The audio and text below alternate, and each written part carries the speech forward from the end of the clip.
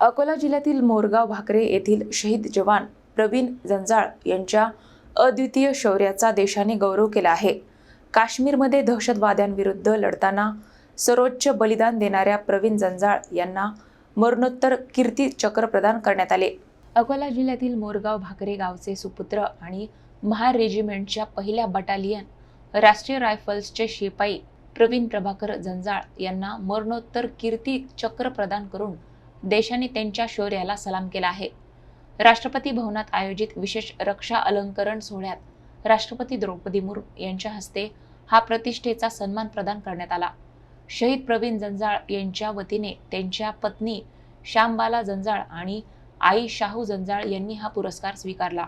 या सोहळ्यास उपराष्ट्रपती CP राधाकृष्णन, पंतप्रधान नरेंद्र मोदी, संरक्षण मंत्री राजनाथ सिंग आणि वरिष्ठ लष्करी अधिकारी उपस्थित होते। 6 जुलै 2024 रोजी काश्मीरमधील शोध मोहिमेदरम्यान प्रवीण जंजाळ यांनी संशयास्पद हालचाली ओळखून सहकाऱ्यांना सतर्क केले। त्यानंतर झालेल्या चकमकीत त्यांनी 2 कुख्यात दहशतवाद्यांचा खात्मा केला।